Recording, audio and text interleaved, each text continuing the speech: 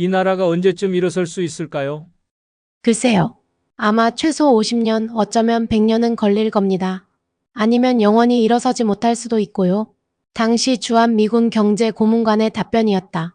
1953년 7월 27일 오전 10시 판문점에서 휴전협정이 체결되었다. 3년간의 참혹한 전쟁이 끝나고 한반도에는 어색한 정적이 찾아왔다.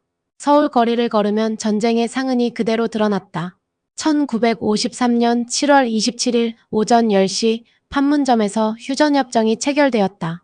3년간의 참혹한 전쟁이 끝나고 한반도에는 어색한 정적이 찾아왔다. 서울 거리를 걸으면 전쟁의 상흔이 그대로 드러났다.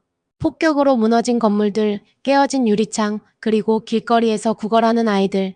1953년 당시 한국의 1인당 국민소득은 67달러.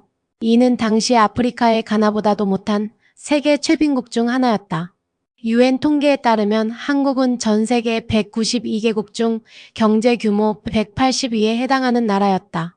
다음 이야기 들으시기 전에 단 1초면 되는 좋아요 버튼 눌러주시면 영상 제작에 큰 힘이 됩니다. 감사합니다. 그런데 불과 70년 후인 2023년 세계는 전혀 다른 한국을 목격하고 있다. 삼성 갤럭시는 애플의 아이폰과 세계 스마트폰 시장을 양분하며 어깨를 나란히 하고 있다. 현대 자동차와 기아 자동차는 합쳐서 세계 3위 자동차 그룹으로 우뚝 섰고 전기차 시대를 선도하며 테슬라와 경쟁하고 있다. BTS는 빌보드 하트 100 차트 1위를 연속으로 기록하며 전 세계 음악 차트를 평정했고 손흥민은 프리미어리그에서 득점왕에 오르며 아시아 축구의 위상을 한 단계 끌어올렸다. 넷플릭스를 통해 전 세계로 전파된 오징어 게임은 94개국에서 1위를 기록하며 한국 드라마의 저력을 보여주었다. 킹덤, 사랑의 불시착, 이태원 클라스. 한국 드라마는 이제 전 세계인들의 일상이 되었다. 봉준호 감독의 기생충은 칸 영화제 황금종려상에 이어 아카데미 작품상, 감독상, 각본상, 국제영화상까지 휩쓸며 한국 영화의 위상을 세계 최고 수준으로 끌어올렸다. 경제 지표로 보면 더욱 놀랍다.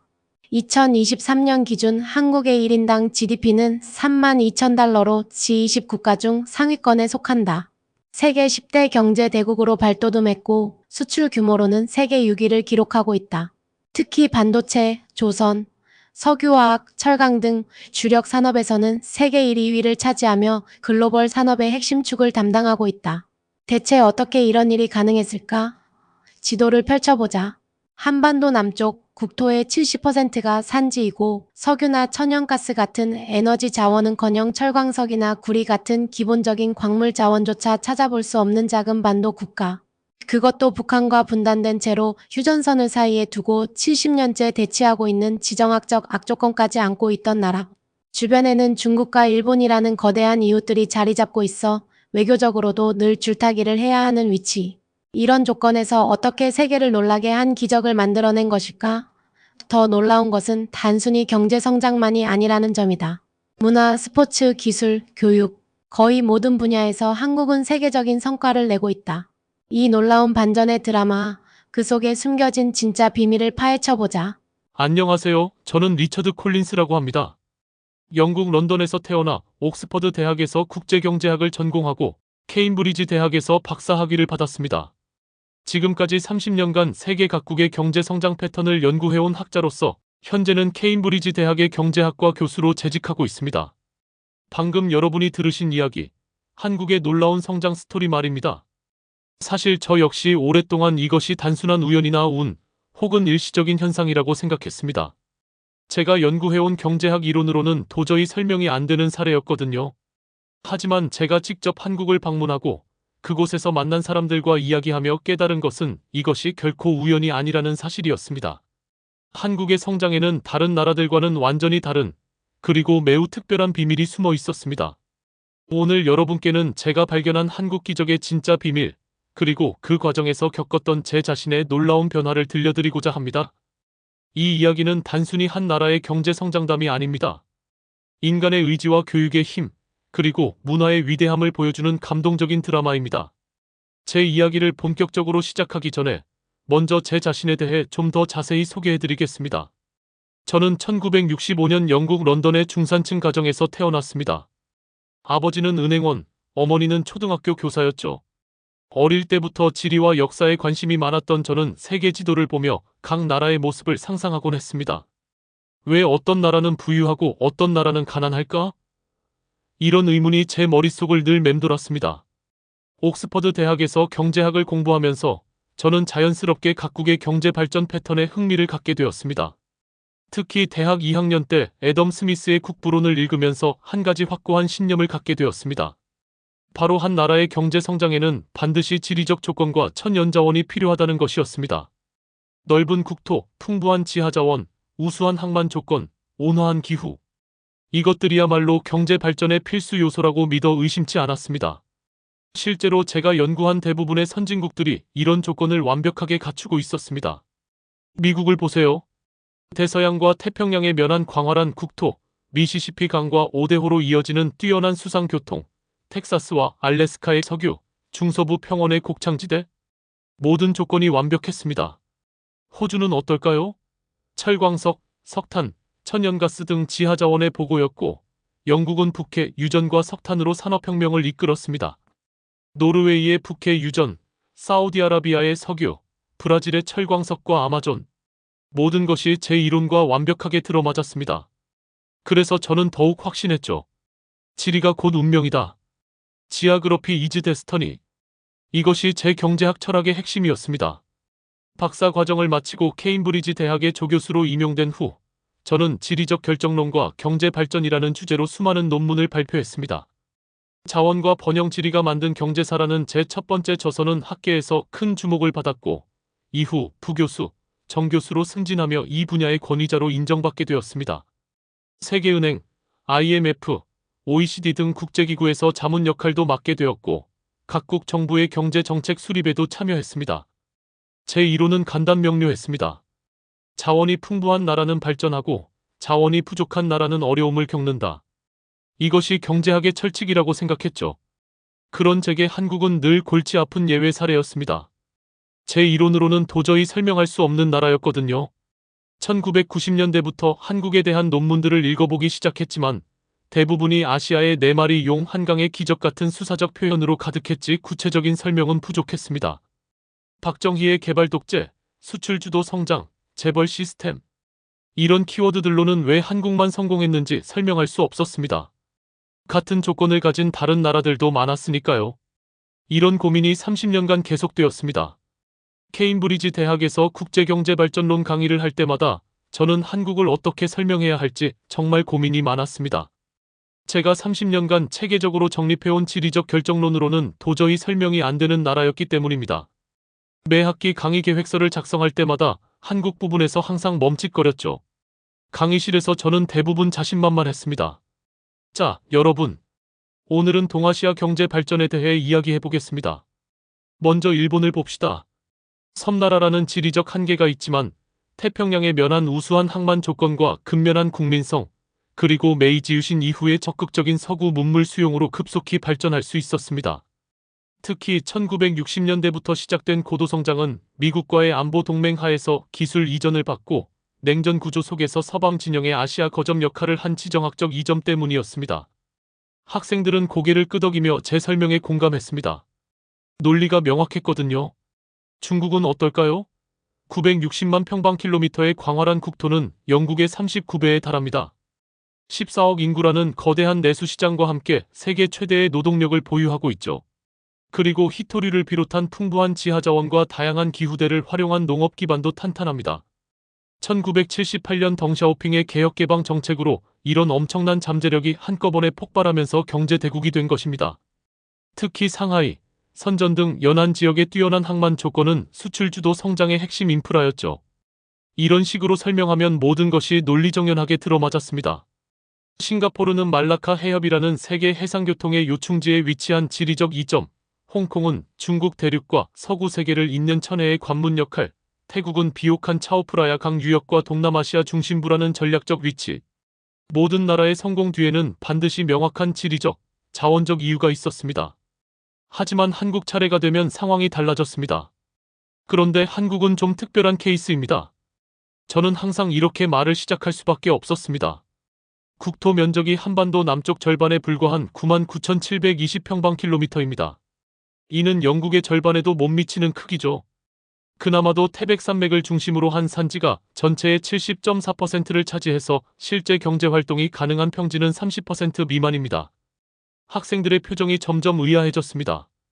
지하자원 상황은 더욱 열악합니다. 석탄은 일부 있지만 질이 좋지 않고 매장량도 한정적이며 철광석은 거의 전량을 수입에 의존해야 합니다.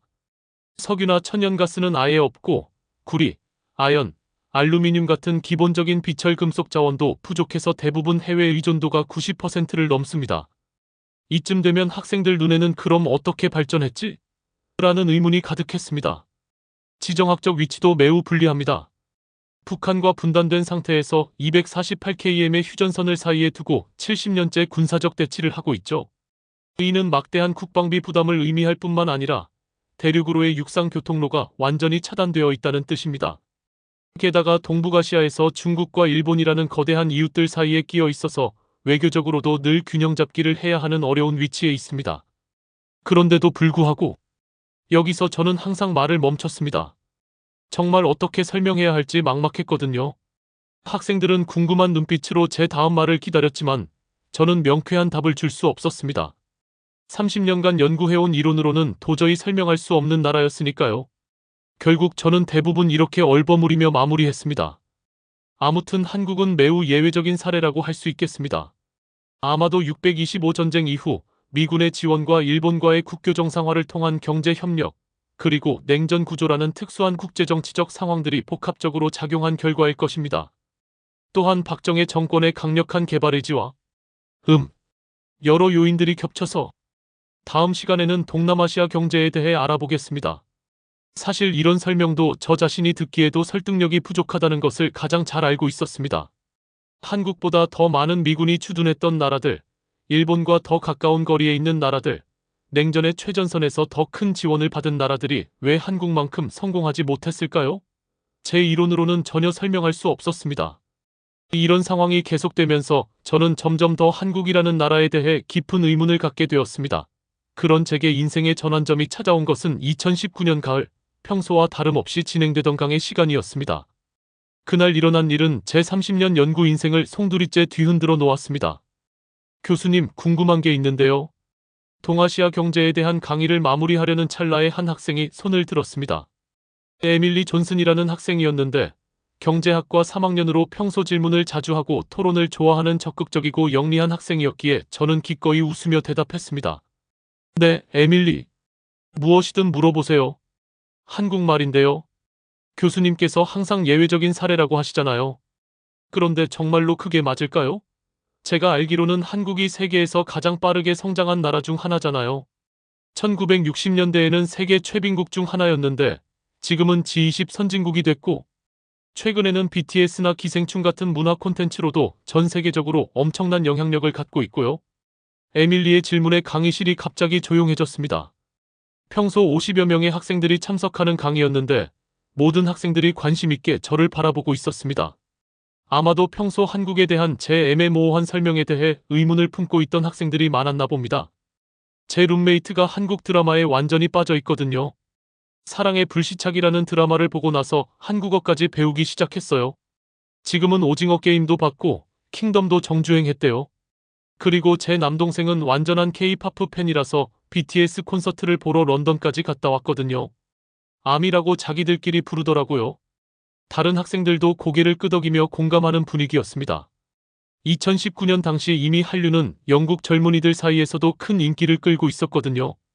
그리고 제가 여름방학 때 아르바이트한 화장품 매장에서도 한국 브랜드들이 엄청 인기였어요.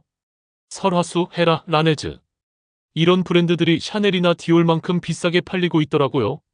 이런 걸 보면 한국이 단순히 경제적으로만 성공한 게 아니라 문화적으로도 전 세계적인 영향력을 갖고 있는 것 같은데 에밀리의 설명이 계속되었습니다. 그러니까 제가 정말 궁금한 건 왜 하필 한국만 이렇게 성공할 수 있었느냐는 거예요. 교수님 이론대로라면 자원도 없고 국토도 작고 분단까지 되어 있는데 이런 극적인 성공이 가능할 리 없잖아요. 다른 개발도상국들, 예를 들어 필리핀이나 방글라데시, 베트남, 태국 같은 나라들은 왜 한국만큼 발전하지 못했을까요? 어떤 나라들은 한국보다 자원도 더 많고 지리적 조건도 더 좋은데 말이에요. 강의실의 분위기가 점점 집중되었습니다. 다른 학생들도 에밀리의 질문에 깊이 공감하는 것 같았습니다. 분명히 한국에는 어떤 특별한 성공 요인이 있었을 텐데 그냥 예외적인 사례라고 하면 학문적으로 설명이 안 되는 것 아닌가요? 경제학이라는 학문이 예외를 그냥 예외라고 치부해버리면 그게 과연 과학적 접근법이라고 할 수 있을까요? 그 순간 저는 완전히 말문이 막혔습니다.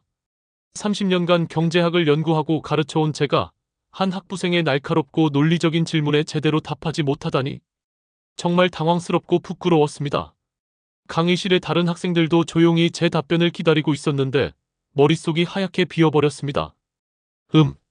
그것은 여러 가지 복합적인 요인이 작용한 것으로 보이는데 저는 더듬거리며 즉석에서 생각나는 일반적인 설명들을 나열하기 시작했습니다. 미국의 전후 원조 프로그램이라든지 1965년 한일 국교 정상화를 통한 일본 자본과 기술 도입이라든지 그리고 박정희 정권의 강력한 개발 의지와 개발 독재적 추진력이라든지 하지만 에밀리는 만족하지 않았습니다. 교수님, 그런 조건들은 다른 나라들도 비슷하게 가지고 있었던 것 아닌가요?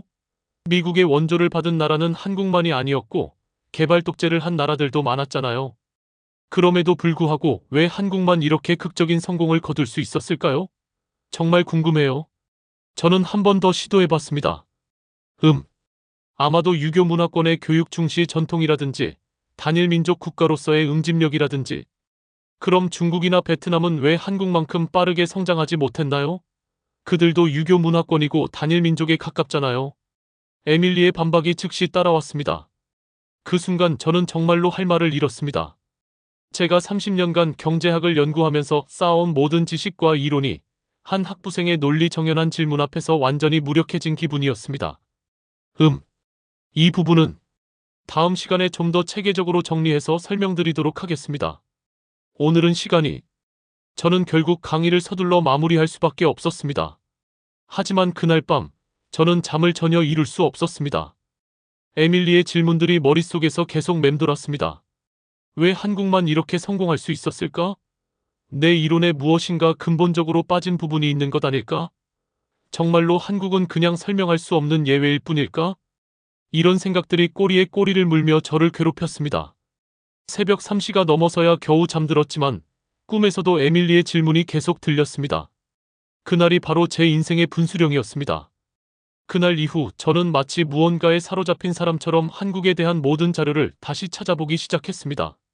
한국통계청 데이터베이스, 세계은행 보고서, OECD 통계, 각종 학술 논문들, 케임브리지 대학 도서관과 제 연구실을 오가며 밤늦게까지 자료를 읽어보면서 저는 점점 더 큰 혼란에 빠져들었습니다. 한국의 객관적 조건을 다시 한번 체계적으로 정리해보니 정말 절망적이었습니다. 국토 면적 99,720평방킬로미터는 세계 107위로 이는 영국의 절반에도 못 미치는 크기입니다. 게다가 그나마도 태백산맥을 비롯한 산지가 전체 국토의 70.4%를 차지해서 실제로 사람이 살고 경제활동을 할 수 있는 평지는 겨우 29.6%에 불과합니다. 이는 국토 이용 측면에서 매우 불리한 조건입니다. 주요 지하자원 매장량을 살펴보면 상황은 더욱 암울했습니다. 석탄은 일부 매장되어 있지만 대부분 무연탄이고 품질이 좋지 않아서 에너지원으로서의 가치가 제한적입니다. 철광석은 연간 소비량의 98% 이상을 수입에 의존해야 하는 상황이고 구리는 99%, 알루미늄은 100% 수입 의존도를 보입니다. 석유나 천연가스는 아예 상업적 매장량이 없어서 전량 수입에 의존하고 있습니다. 농업 여건도 썩 좋지 않습니다. 경지 면적이 전체 국토의 16.5%에 불과하고 그나마도 대부분이 소규모 논밭으로 이루어져 있어서 대규모 기계화 농업이 어렵습니다. 기후는 온대 몬순 기후로 사계절이 뚜렷하지만 여름철 집중호우와 겨울철 한파 등으로 농업 생산성에 제약이 있습니다. 지정학적 위치는 더더욱 불리했습니다. 북위 38도선을 기준으로 북한과 분단된 상태에서 248km에 달하는 휴전선을 사이에 두고 1953년부터 70년째 군사적 대치를 하고 있습니다. 이는 막대한 국방비 부담을 의미할 뿐만 아니라 통일된 한반도였다면 가능했을 중국과 러시아로 이어지는 대륙 교통망이 완전히 차단되어 있다는 뜻입니다. 게다가 동북아시아 지역에서 중국과 일본이라는 두 거대한 이웃 사이에 끼어 있어서 외교적으로도 늘 복잡한 균형 외교를 해야 하는 어려운 위치에 있습니다. 역사적으로도 중국의 속국이었다가 일제강점기를 겪는 등 외침을 많이 받은 지역이기도 합니다. 이건 정말 논리적으로 말이 안 된다. 저는 연구실 책상을 치며 중얼거렸습니다. 제가 지금까지 30년간 믿어왔던 모든 경제학 이론이 뿌리째 흔들리기 시작했습니다. 지리적 조건과 천연자원의 보유량이 경제 발전의 핵심 요소라면 한국은 절대로 성공할 수 없었어야 합니다. 하지만 현실은 정반대였습니다. 한국은 1953년 휴전 직후 1인당 GDP 67달러에서 시작해서 1960년에는 87달러, 1970년 279달러, 1980년 1778달러, 1990년 6610달러, 2000년 12,257달러, 2010년 22,151달러, 그리고 2019년에는 31,762달러까지 올라갔습니다. 특히 1960년부터 2019년까지 59년간 365배 성장한 것은 정말 인류 역사상 유례를 찾기 힘든 성장률이었습니다. 같은 기간 미국이 8배, 일본이 28배, 독일이 10배 성장한 것과 비교하면 한국의 성장이 얼마나 압도적인지 알 수 있습니다.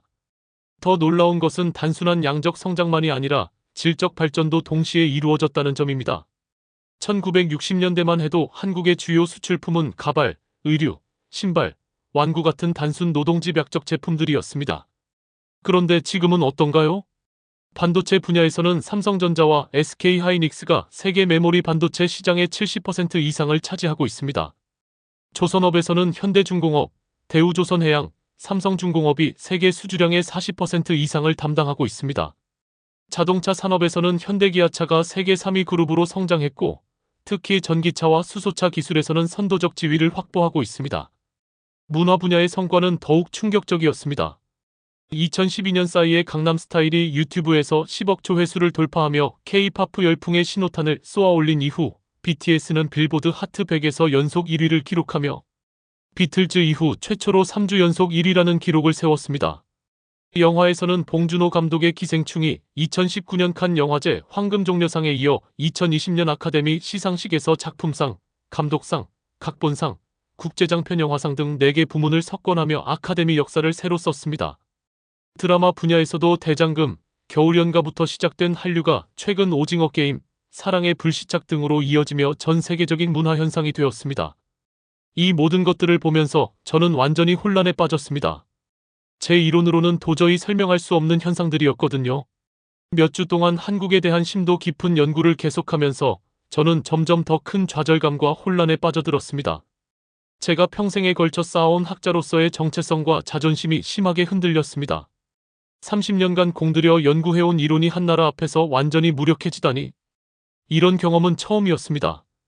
케임브리지 대학 도서관에서 밤늦게까지 한국 관련 자료들을 읽어보면서 저는 마치 퍼즐의 조각들이 전혀 맞지 않는 기분이었습니다.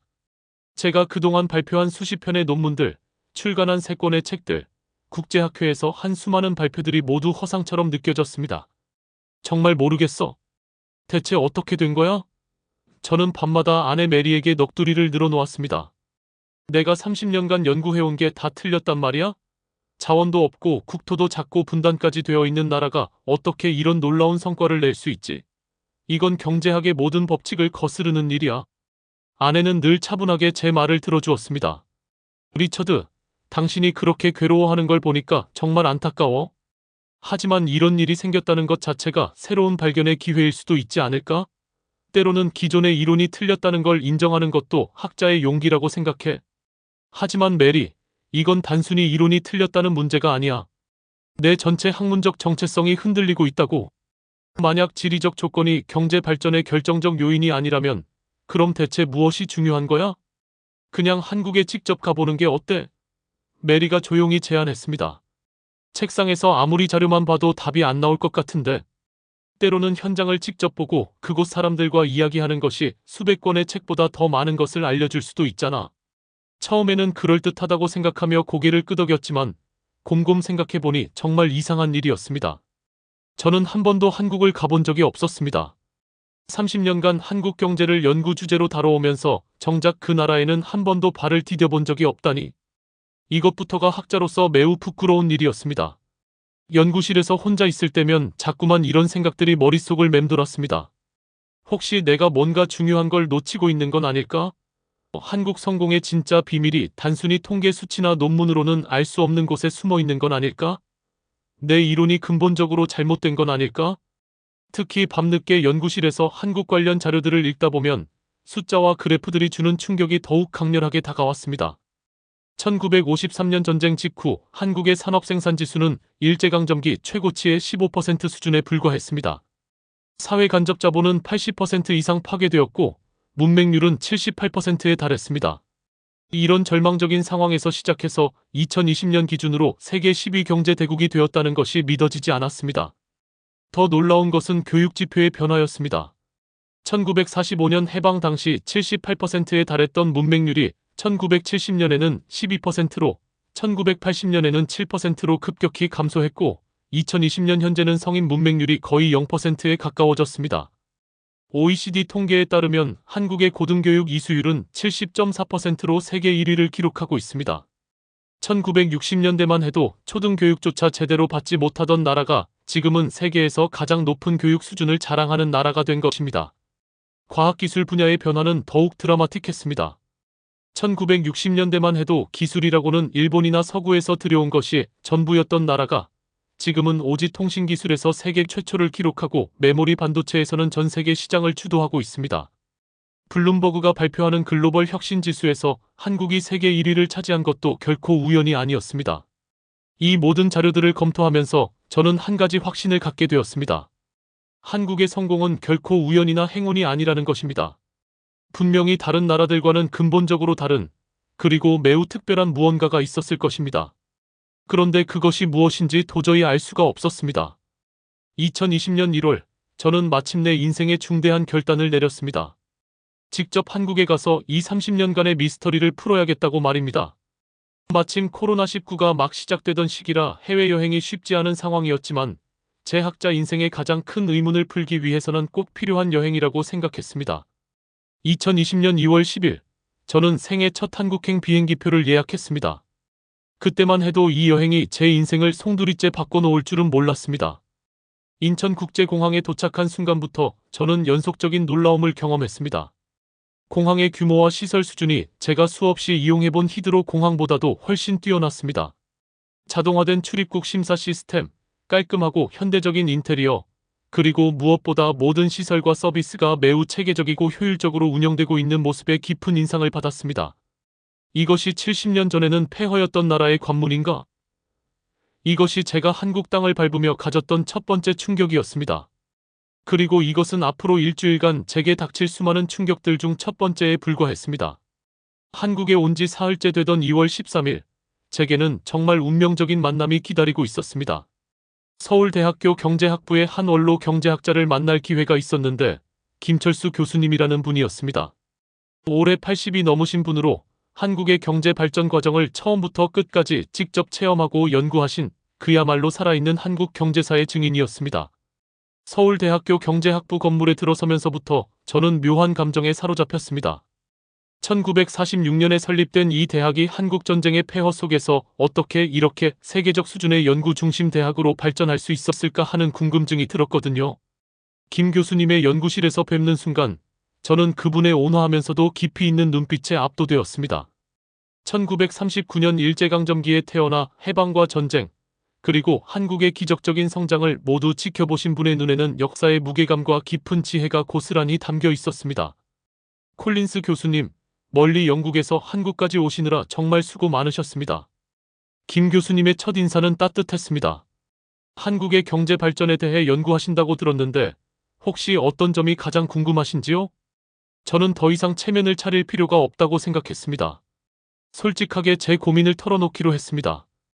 교수님, 정말 솔직히 말씀드리면 저는 한국의 성장이 전혀 이해가 안 됩니다. 제가 지금까지 30년간 연구해온 모든 경제학 이론, 특히 지리적 결정론으로는 한국의 성공을 설명하는 것이 완전히 불가능해요.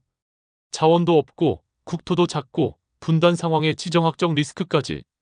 이런 모든 불리한 조건들을 고려할 때 한국이 이런 기적적인 성장을 이루어낸다는 것은 경제학적으로 말이 안 됩니다. 김 교수님은 제 말을 끝까지 조용히 들으시더니 따뜻하면서도 의미심장한 미소를 지으며 천천히 말씀하기 시작하셨습니다. 콜린스 교수님, 한국의 성장을 이해하려면 먼저 하나를 깨달아야 합니다. 한국의 진짜 성장 비밀은 땅에 있지 않았습니다. 바로 사람에게 있었습니다. 사람이요? 제가 되물었습니다. 그렇습니다. 1960년대 초 한국이 가진 유일한 자원은 배우고자 하는 강렬한 의지를 가진 사람들이었어요. 당시만 해도 문맹률이 70%가 넘었지만 사람들은 배움에 목말라 있었습니다. 특히 부모들은 자신들이 비록 글을 모르더라도 자식만은 가르치고 싶어 하는 절절한 마음을 가지고 있었죠. 이것이 한국 발전의 첫 번째이자 가장 중요한 원동력이었습니다. 김 교수님의 눈빛이 과거를 그리워하는 듯 멀어졌습니다. 제가 어린 시절을 생각해보면 우리 아버지는 일제강점기에 소학교도 제대로 마치지 못하셨어요. 그런데도 저와 형들 교육만큼은 절대 포기하지 않으셨습니다. 너희들만은 일본 놈들한테 무시당하지 않을 정도로 공부해야 한다고 항상 말씀하셨죠. 그런 부모들의 마음이 있었기에 해방 후 단 몇 년 만에 초등학교 취학률이 90%를 넘어설 수 있었던 겁니다. 김 교수님의 설명이 계속되었습니다. 1961년 박정희 정부가 시작한 것은 단순한 경제개발 계획이 아니었습니다. 사람에 대한 체계적이고 전략적인 투자였어요. 가장 먼저 한 일이 초등교육 완전 의무화였고 그 다음이 중고등학교 대폭 확충이었습니다.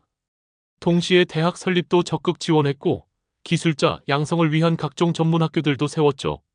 하지만 교수님, 다른 개발도상국들도 교육에 투자했을 텐데 제가 중간에 질문하자 김 교수님이 고개를 저으며 말씀하셨습니다. 정도가 달랐습니다. 콜린스 교수님. 한국 부모들의 교육에 대한 열정과 희생 정신은 정말 세계 어디에서도 찾아보기 힘든 수준이었어요. 1960년대만 해도 농가 소득의 30-40%를 자식 교육비로 쓰는 가정들이 부지기수였습니다. 부모들은 자식 교육을 위해서라면 정말 무엇이든 할 준비가 되어 있었어요. 김 교수님의 목소리에 감정이 실렸습니다. 농사를 지어서 번 돈을 고스란히 자식 학비에 쏟아붓고 부모 자신들은 평생 한글도 제대로 못 배웠지만 자식만은 대학에 보내려고 했습니다. 심지어 논밭을 팔아서라도 말이에요. 개천에서 용난다는 말이 단순한 속담이 아니라 당시 한국 사회의 현실이었어요. 그리고 무엇보다 중요한 건 1960년대와 70년대에 독일로, 일본으로, 미국으로 수많은 기술연수생들과 유학생들을 보낸 것이었습니다. 정부가 외화가 부족한 상황에서도 해외 인재 양성에 과감히 투자한 거죠. 그때 해외로 나간 사람들이 돌아와서 한국의 산업화를 이끈 핵심 인력이 되었어요. 김 교수님이 잠시 말을 멈추더니 창밖을 바라보며 말씀하셨습니다. 1970년대 새마을 운동이 그렇게 성공할 수 있었던 것도 같은 이유입니다. 정부가 시멘트와 철근만 지원해주면 마을 사람들이 품앗이로 모여서 밤새워 일했어요. 우리도 잘 살 수 있다. 우리 마을도 발전시킬 수 있다는 희망과 의지가 온 국민에게 있었거든요. 김 교수님의 눈에 옛날을 그리워하는 빛이 어렸습니다. 그리고 무엇보다 중요한 것은 온 국민이 가난을 벗어나겠다는 강한 의지를 공유하고 있었다는 점입니다. 한 번은 잘 살아보자는 것이 단순한 구호가 아니라 온 민족의 간절한 염원이었어요. 이런 집단적 의지와 결속력이 있었기에 불가능해 보이는 일들을 해낼 수 있었던 것입니다. 그 순간 저는 무릎을 쳤습니다. 마침내 퍼즐의 핵심 조각을 발견한 기분이었습니다. 맞았습니다. 제가 30년간 놓치고 있던 것은 바로 인적 자본이었습니다.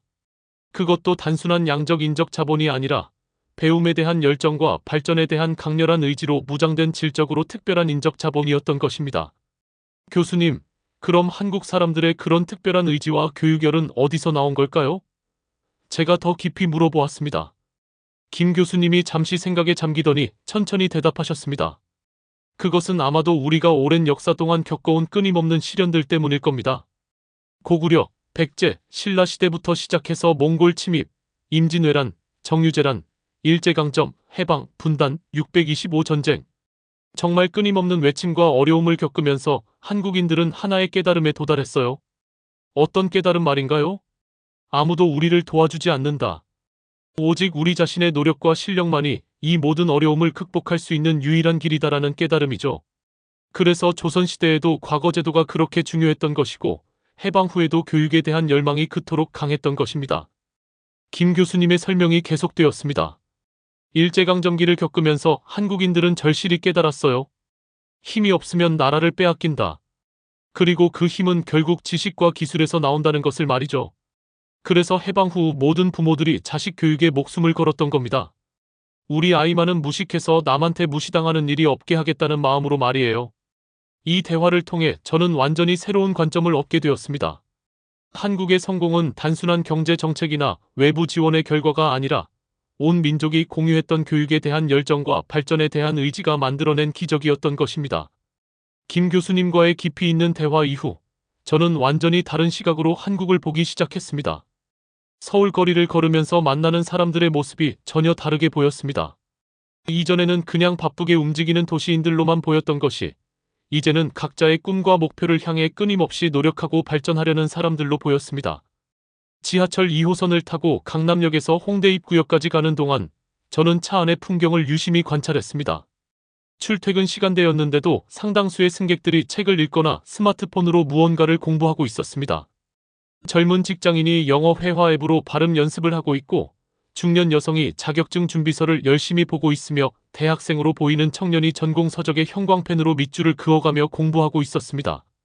아, 이것이 바로 한국 성장의 원동력이었구나. 저는 속으로 감탄했습니다. 다음 날 아침 일찍 저는 강남구 대치동에 있는 학원가를 찾아가 보았습니다. 새벽 6시인데도 불구하고 이미 많은 학생들이 학원으로 향하고 있었습니다. 추운 2월 새벽 기온이 영하 5도나 되는데도 말입니다. 학원 앞에는 학부모들이 자녀를 데려다 주려고 줄지어 서 있었고 근처 카페들도 벌써 문을 열고 학생들을 맞고 있었습니다. 더 놀라운 것은 독서실의 모습이었습니다. 24시간 운영되는 한 독서실을 찾아갔는데 새벽 5시부터 벌써 자리가 꽉 차 있었습니다. 고등학생들뿐만 아니라 대학생들, 직장인들, 심지어 40, 50대로 보이는 중년층까지 각자의 목표를 향해 열심히 공부하고 있었습니다. 독서실 관리자에게 물어보니 이런 풍경이 한국에서는 매우 일반적이라고 했습니다. 한국 사람들은 나이가 몇 살이든 새로운 것을 배우려는 의지가 정말 강해요. 직장인들도 승진이나 이직을 위해 새벽부터 나와서 공부하고 주부들도 아이들 교육에 도움이 되는 자격증을 따려고 열심히 공부해요. 이런 모습들을 보면서 저는 K컬처 현상의 진짜 의미를 깨닫게 되었습니다. BTS가 전 세계적으로 사랑받는 이유는 단순히 노래를 잘 부르거나 춤을 잘 춰서가 아니었습니다. 그들의 음악과 메시지에는 어려움을 극복하고 꿈을 향해 나아가는 한국인의 정신이 고스란히 담겨 있었습니다. BTS의 대표곡들을 다시 살펴보면 No More Dream에서는 꿈을 잃어버린 청년들에게 자신만의 꿈을 찾으라고 메시지를 전하고 N.O.에서는 입시 경쟁에 매몰된 교육 현실을 비판하면서도 포기하지 말라고 격려합니다. 스프링데이는 이별의 아픔을 겨울에서 봄으로의 변화에 비유하며 희망을 이야기하고 러브 이어셀프 시리즈에서는 자기 자신을 사랑하는 것부터 시작하라는 철학적 메시지를 담고 있습니다. 이런 메시지들은 전 세계의 젊은이들, 특히 꿈을 향해 치열하게 노력하고 있는 젊은이들의 마음을 깊이 울렸습니다. 이것이 바로 K-팝의 단순한 음악 장르를 넘어서 하나의 문화 현상이 된 이유였습니다. 봉준호 감독의 기생충이 아카데미상을 받은 것도 같은 맥락에서 이해할 수 있었습니다. 이 영화가 전 세계적으로 호평받은 것은 단순히 영화 기술이 뛰어나서가 아니라 계층 갈등이라는 보편적 주제를 한국적 정서와 미학으로 독창적으로 표현해냈기 때문입니다. 그 바탕에는 가난을 극복하고자 하는 간절함, 더 나은 삶을 향한 치열한 욕망이 깔려 있었습니다. 손흥민이 프리미어리그에서 보여주는 활약상을 보면서도 저는 같은 생각을 했습니다. 그의 성공 뒤에는 어린 시절부터 축구 하나에 모든 것을 걸었던 노력과 열정이 있었습니다. 아버지 손흥정 씨가 아들의 축구 선수 꿈을 지원하기 위해 독일로 이주한 것, 어린 나이에 혈혈단신으로 타국에서 언어와 문화의 장벽을 뚫고 견뎌낸 외로움과 시련들, 그리고 그 모든 것을 극복한 강인한 정신력과 끊임없는 자기개발 의지. 이런 스토리는 손흥민 개인만의 것이 아니라 한국인 전체의 전형적인 성공 서사였습니다. 노력하면 된다. 포기하지 않으면 언젠가는 성공할 수 있다는 믿음이 한국 사회 전체에 깊이 뿌리 박혀 있었던 것입니다. 한국을 방문한 지 일주일째 되던 날, 저는 명동 거리를 천천히 걸어보았습니다. 평일 오후임에도 불구하고 거리는 전 세계에서 온 관광객들로 북적였습니다. 중국에서 온 관광객들이 한국 화장품 매장에서 쇼핑을 하고 동남아시아에서 온 젊은이들이 K-팝 굿즈샵에서 BTS와 블랙핑크 관련 상품들을 사고 있었습니다. 한 화장품 매장 직원에게 물어보니 놀라운 이야기를 들을 수 있었습니다. 요즘은 정말 전 세계에서 한국 화장품을 사러 와요. 유럽에서도 남미에서도 심지어 아프리카에서도 손님들이 와요. 한국 드라마를 보고 배우들이 쓴 제품을 사고 싶어 하거든요. K-뷰티, K-푸드, K-드라마, K-팝. 이 모든 것들이 이제는 하나의 거대한 문화적 소프트 파워로 변해 있었습니다. 한국 문화가 전 세계인들의 일상 속에 자연스럽게 스며들어 있었던 것입니다. 이건 단순한 경제 성장이 아니야. 한국은 경제뿐만 아니라 문화까지 세계를 정복했어. 저는 혼자서 중얼거렸습니다. 한국을 방문한 마지막 날 밤, 저는 한강공원에서 야경을 바라보며 서 있었습니다. 한강 건너편으로 보이는 화려한 불빛들, 63빌딩부터 롯데월드타워까지 이어지는 스카이라인을 보면서 저는 마침내 한국 기적의 진실을 완전히 이해할 수 있었습니다. 저 불빛 하나하나가 누군가의 꿈과 노력의 결과물이었습니다. 1960년대 산업화를 위해 밤낮 없이 일한 노동자들, 자식 교육을 위해 모든 것을 희생한 부모들, 조국 발전을 위해 해외로 나가 기술을 배워온 연수생들, 그리고 지금도 여전히 더 나은 내일을 위해 노력하고 있는 수많은 사람들의 땀과 열정이 만들어낸 기적이었습니다. 한국의 성장은 단순히 GDP 숫자로 측정할 수 있는 경제적 성과가 아니었습니다. 그것은 한 민족의 의지와 꿈, 그리고 교육에 대한 열정이 만들어낸 총체적인 변화였습니다. 경제, 문화, 기술, 교육, 모든 영역에서 동시에 일어난 종합적인 발전이었던 것입니다. 한국에서 보낸 일주일간의 경험은 제 인생을 완전히 바꿔놓았습니다. 영국으로 돌아온 저는 지금까지와는 완전히 새로운 패러다임으로 경제학 연구를 시작했습니다. 지리적 결정론이 아닌 인적 자본론, 교육의 힘, 문화의 역할, 그리고 국민의 집단적 의지가 만들어내는 기적에 대한 연구로 말입니다. 런던으로 돌아와서 가장 먼저 한 일은 제 연구실 벽에 30년간 걸려있던 세계 자원 분포도를 내리는 것이었습니다. 그 대신 세계 교육 수준 분포도와 혁신 지수 분포도를 걸었습니다. 이제 제게는 각 나라에 묻혀있는 석유나 광물보다는 그 나라 사람들의 교육 수준과 혁신 의지가 더 중요하게 보였습니다. 연구실에 앉아 한국에서 가져온 자료들을 정리하면서 저는 새로운 경제 발전 이론의 틀을 잡기 시작했습니다. 핵심은 인적 자본의 질적 전환 이론이었습니다. 단순히 교육받은 인구의 비율이 아니라 학습에 대한 열정과 발전에 대한 의지를 가진 인적 자본의 중요성을 강조하는 이론이었죠. 2020년 9월 코로나19로 인해 온라인으로 개최된 국제경제학회 연례 총회에서 저는 특별 기조 발표를 했습니다. 제목은 한국의 기적 지리를 넘어선 인간 자본의 승리 더 코리언 미러컬 더 트라이엄프 오브 휴먼 캐퍼털 오버 지아그러피였습니다. 평생 지리적 결정론을 주장해온 제가 정반대의 주제로 발표를 한다니 전 세계 경제학계에서는 큰 화제가 되었습니다. 발표 당일 온라인 참석자가 3,000명을 넘어서며 학회 역사상 최대 규모의 청중을 기록했습니다. 존경하는 동료 학자 여러분, 그리고 전 세계에서 접속해 주신 모든 분들께 감사드립니다. 저는 화면을 통해 전 세계의 경제학자들을 바라보며 발표를 시작했습니다. 저는 오늘 여러분께 제 30년 연구 인생에서 가장 중요하고 동시에 가장 겸손한 깨달음을 나누고자 합니다. 발표장의 채팅창에는 벌써 수많은 관심과 궁금증을 표하는 메시지들이 올라오고 있었습니다. 제가 지금까지 믿어왔던 모든 이론이 한 나라 앞에서 무너졌습니다. 바로 대한민국입니다. 저는 솔직하게 고백했습니다. 한국의 기적은 넓은 땅에서 나온 것이 아닙니다. 석유에서 나온 것도, 금이나 다이아몬드에서 나온 것도, 비옥한 평야에서 나온 것도 아닙니다. 바로 사람, 그것도 배우고 발전하려는 강렬한 의지를 가진 사람들에서 나온 것입니다. 화면 너머로 전 세계 학자들의 집중하는 분위기가 느껴졌습니다. 1953년 한국 전쟁이 끝났을 때 한국은 말 그대로 폐허였습니다. 1인당 GDP 67달러, 문맹률 78%, 사회간접자본 80% 파괴. 그 어떤 경제학 이론으로도 이런 조건에서 성공을 예측할 수 없었을 것입니다. 하지만 한국에는 다른 것이 있었습니다. 저는 한국에서 직접 목격한 생생한 사례들을 하나씩 들려주기 시작했습니다. 새벽 5시부터 문을 여는 독서실에서 자신의 꿈을 위해 공부하는 젊은이들, 자식 교육을 위해 논밭을 팔아서라도 학비를 마련하던 1960년대 부모들, 조국의 발전을 위해 독일 광산과 중동 건설 현장으로 떠났던 기술연수생들, 그리고 오늘도 새로운 기술을 배우고 혁신을 추구하는 현재의 한국인들. 발표가 진행될수록 채팅창의 반응은 더욱 뜨거워졌습니다. 한국이 가진 진짜 자원은 교육에 대한 투자와 배움에 대한 열망, 그리고 어떤 어려움도 극복하겠다는 불굴의 집단적 의지였습니다. 이것이 한국을 1960년 세계 최빈국에서 2020년 세계 10위 경제 대국으로, 그리고 문화적으로도 전 세계에 영향을 미치는 소프트 파워 강국으로 만든 진짜 비결입니다. 발표의 클라이맥스에서 저는 이렇게 선언했습니다. 여러분, 한국은 우리에게 새로운 경제 발전의 패러다임을 제시했습니다. 지리가 운명을 결정하는 것이 아니라 인간의 의지와 교육에 대한 열정이 운명을 바꿀 수 있다는 것을 증명해 보인 것입니다. 한국의 성공은 분단과 자원 부족이라는 절대적 불리함을 인간 정신의 힘으로 극복한 인류 문명사적 성취입니다. 45분간의 발표를 마치자 채팅창에는 전 세계 학자들의 찬사와 질문이 쏟아져 들어왔습니다. 그 중에서도 하버드 대학의 저명한 개발경제학자인 제프리 섹스 교수의 질문이 특히 기억에 남습니다. 콜린스 교수님의 통찰력 있는 발표에 깊이 감동했습니다. 그런데 한국의 성공 모델이 다른 개발도상국들에게도 적용될 수 있을까요? 특별히 아프리카나 라틴 아메리카의 국가들에게도 희망의 메시지가 될 수 있을까요? 저는 잠깐 생각한 후 확신에 찬 목소리로 답했습니다. 그것은 전적으로 그 나라 국민들의 교육에 대한 의지와 발전에 대한 열망에 달려 있습니다. 한국의 성공은 결코 하늘에서 뚝 떨어진 기적이 아닙니다.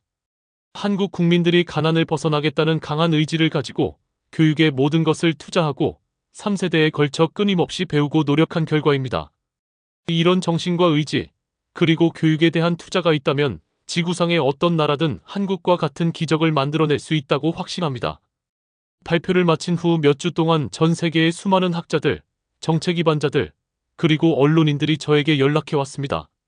제 발표가 국제학계뿐만 아니라 각국 정부와 국제기구들에게도 큰 반향을 일으켰던 모양입니다. 특히 기억에 남는 것은 BBC 월드 서버스의 심층 인터뷰였습니다. 진행자가 핵심적인 질문을 던졌습니다. 콜린스 교수님, 그렇다면 한국의 성공 모델을 한 문장으로 요약한다면 무엇이라고 하시겠습니까? 저는 망설임 없이 답했습니다. 교육과 의지, 그리고 희생입니다. Education, will, and sacrifice. 이 세 가지가 모든 지리적 한계와 자원의 부족을 극복할 수 있다는 것을 한국이 인류 역사에 증명해 보였습니다. 한국의 기적은 단순한 경제적 성공이 아닙니다. 인간의 의지가 얼마나 위대한 변화를 만들어낼 수 있는지를 보여주는 희망의 메시지입니다. 그날 밤 런던의 호텔방에서 저는 창밖의 야경을 보며 깊은 생각에 잠겼습니다. 한국의 성장 이면에는 정말 눈물나는 희생과 헌신의 이야기들이 숨어 있었습니다. 1960년대와 70년대 산업화 초기 과정에서 새벽부터 밤늦게까지 공장에서 일했던 노동자들, 마산과 구미의 공단에서 울산의 중화학공업단지에서 조국 근대화의 꿈을 품고 묵묵히 일한 수많은 사람들, 외화 획득을 위해 멀고 험한 중동과 독일로 떠났던 광부들과 간호사들, 베트남 전쟁에 참전해서 조국 발전을 위한 외화를 벌어온 장병들, 무엇보다 가슴 아픈 것은 자식 교육을 위해 끝없는 희생을 감내했던 그 시대 부모들의 이야기였습니다. 제대로 된 교육도 받지 못했지만 자식만은 대학에 보내기 위해 논밭을 팔고 집을 담보로 잡고 때로는 빚까지 지며 교육비를 마련했던 분들, 새벽 4시에 일어나 도시락을 싸서 자식을 학교에 보내고 밤늦게까지 일해서 번 돈을 고스란히 자식 교육비로 쓰셨던 그분들, 특히 1960년대부터 1980년대까지 지금의 시니어 세대분들이 보여주신 희생과 헌신이 없었다면 오늘의 한국은 절대로 존재할 수 없었을 것입니다. 새벽부터 밤늦게까지 일하며 한강의 기적을 만들어내신 그분들의 땀과 노력이 있었기에 지금 한국의 젊은 세대들이 BTS로, 기생충으로, 손흥민으로, 그리고 삼성과 LG와 현대로 세계 무대에서 당당히 활약할 수 있는 것입니다. 그분들의 희생은 정말 눈물겹습니다. 부모 세대는 제대로 된 교육도 받지 못했지만 자식만은 대학에 보내기 위해 모든 것을 포기했습니다. 그 시절 개천에서 용난다는 말이 단순한 속담이 아니라 현실이었던 이유가 바로 이런 부모들의 사랑과 희생 때문이었습니다. 공장에서 일하는 어머니들은 자식이 공부할 수 있도록 야간 근무를 마다하지 않았고, 아버지들은 건설 현장에서, 광산에서, 때로는 먼 타국에서까지 일하며 가족의 미래를 위해 헌신했습니다. 1970년대 독일로 떠났던 간호사들과 광부들, 중동으로 떠났던 건설 노동자들의 이야기는 지금 생각해도 가슴이 뭉클해집니다. 독일 루르 지역 탄광에서 일했던 한국 광부들은 영하 20도의 추위 속에서도 조국에 보낼 달러를 벌기 위해 하루 12시간씩 일했습니다. 독일 병원에서 일했던 간호사들은 언어의 장벽과 문화적 차이를 견디며 한국 의료진의 기술 수준을 높이기 위해 최선을 다했습니다. 그들이 본국으로 송금한 외화는 한국의 경제개발 5개년 계획의 중요한 재원이 되었습니다. 중동의 사막에서 도로를 건설하고 플랜트를 세웠던 현대건설과 대우건설의 기술자들과 노동자들도 마찬가지였습니다. 50도가 넘는 사막의 뜨거운 모래바람을 맞으며 일했던 그들의 노고가 있었기에 한국은 1970년대와 80년대의 중동 건설 붐을 통해 막대한 외화를 벌어들일 수 있었습니다. 그리고 지금도 그 정신은 계속 이어지고 있습니다. 한국의 성장 이야기는 결코 과거에만 머물러 있지 않습니다. 2021년 넷플릭스를 통해 전 세계에 공개된 오징어 게임은 190개국에서 1위를 기록하며 한국 콘텐츠의 무한한 가능성을 다시 한번 보여주었습니다. 2022년 카타르 월드컵에서 손흥민이 보여준 리더십과 불굴의 투지는 전 세계 축구 팬들에게 깊은 감동을 안겨주었습니다. 2023년에는 더 글로리, 이상한 변호사 우영우, 사랑의 불시착 같은 드라마들이 또다시 전 세계적인 한류 열풍을 일으켰습니다. K-팝에서는 BTS에 이어 블랙핑크, 뉴진스, 여자아이들, 스트레이키즈 등 새로운 세대의 아티스트들이 빌보드 차트와 세계 음악 시장을 휩쓸고 있습니다. 기술 분야에서도 혁신은 계속되고 있습니다. 삼성전자는 3나노 반도체 공정 기술로 글로벌 반도체 시장을 선도하고 있고, LG에너지솔루션은 전기차 배터리 분야에서 세계 2위의 점유율을 기록하고 있습니다. 현대자동차그룹은 수소차 기술에서 세계 최고 수준을 자랑하며 미래 모빌리티 시대를 준비하고 있습니다. 하지만 무엇보다 중요한 것은 이런 성과들이 우연이 아니라는 점입니다. 여전히 한국의 학생들은 세계에서 가장 오랜 시간 공부하고 있고, 한국의 부모들은 자녀 교육을 위해서라면 무엇이든 희생할 준비가 되어 있으며, 한국의 기업들은 끊임없는 연구개발과 혁신으로 세계 시장을 놀라게 하고 있습니다. OECD 통계에 따르면 한국의 GDP 대비 교육비 지출은 세계 최고 수준입니다. 사교육비까지 포함하면 그 규모는 더욱 놀랍습니다. 이는 여전히 교육을 통한 계층 상승, 교육을 통한 꿈의 실현을 믿고 있는 한국 사회의 모습을 보여줍니다. 연구개발 R&D 투자 비율도 마찬가지입니다. 한국의 GDP 대비 R&D 투자 비율은 4.81%로 세계 1위를 기록하고 있습니다. 이스라엘 4.35%, 스웨덴 3.53%를 제치고 1위를 차지한 것입니다. 이는 한국이 여전히 혁신과 발전을 추구하고 있다는 증거입니다. 오늘 이 이야기를 듣고 계신 한국의 시니어 여러분들께 꼭 말씀드리고 싶습니다. 이 모든 기적은 바로 여러분들이 만들어내신 것입니다. 여러분들의 희생과 헌신, 그리고 꺾이지 않는 의지가 있었기에 가능했던 일입니다. 1960년대 경부고속도로 건설에 참여하셨던 분들, 1970년대 포항제철과 현대조선소 건설에 땀 흘리셨던 분들, 1980년대 반도체와 자동차 산업의 기초를 다지셨던 분들, 그 모든 것이 여러분들의 공헌입니다. 산업화의 불씨를 지핀 것도, 중화학공업의 기초를 다진 것도, 민주화와 경제 발전을 동시에 이루어낸 것도 모두 여러분들의 땀과 눈물이 있었기에 가능했습니다. 그리고 그 기적은 지금도 계속되고 있습니다. 여러분들이 흘린 땀방울이 오늘날 한국을 K-팝의 나라, 반도체의 강국, 문화 콘텐츠의 메카, 그리고 혁신 기술의 선도국가로 만들었습니다. 여러분의 자녀들과 손자녀들이 지금 전 세계 무대에서 당당히 활약하고 있는 모습을 보실 때마다 자부심을 가지셔도 됩니다.